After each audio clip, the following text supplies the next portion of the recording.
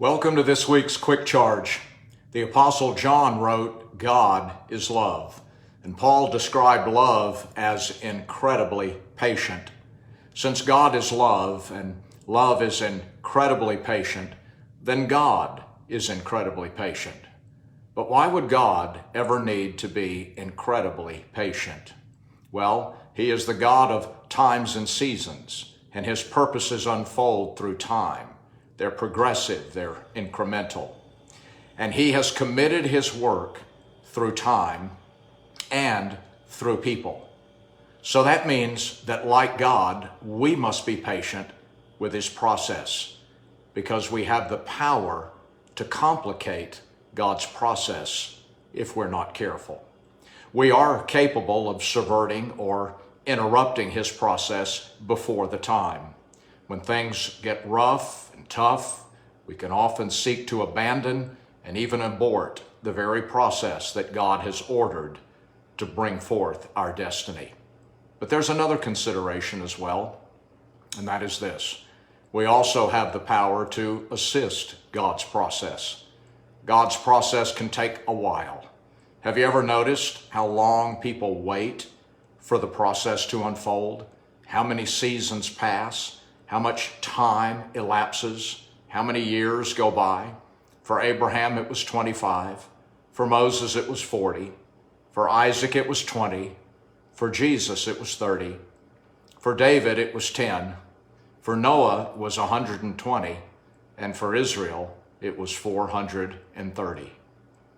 But today's cultural mindset regards waiting, an investment of time and taking time, as that which is unprofitable and a nonsensical waste. We live in an era of instant success, instant gratification, instant wealth where we just scratch and win, instant access where we click, point and click, instant food where we just heat and eat. We assume that there has to be a quicker way, a more efficient way, a less time-consuming way.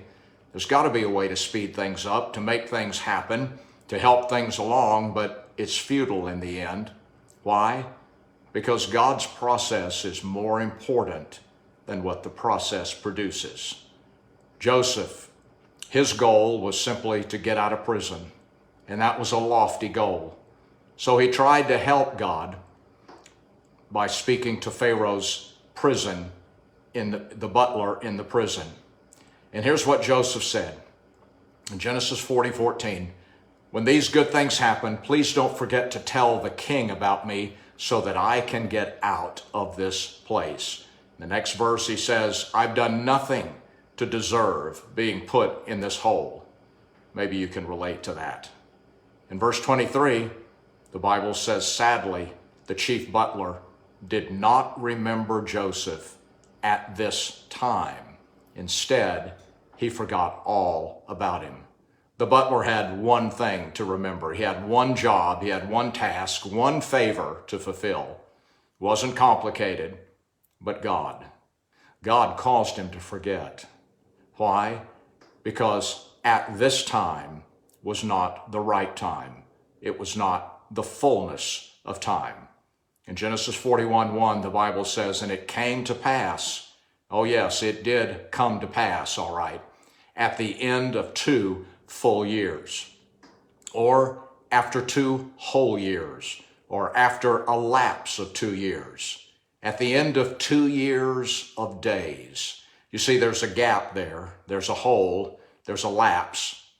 Now God's purposes for Joseph fully came to pass, but not before 2 full years. 2 years of days.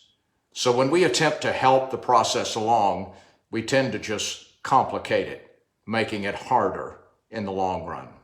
Sarah tried to help God's process in obtaining a son, but it only brought forth a hindrance to His purposes in the end. Jeremiah said in Lamentations 3:25, the Lord is good to them that wait for Him. It's going to be good, and it's going to end well. Loving God is being patient with the process without trying to help. Join me next week for more of What Are You Waiting For? God bless.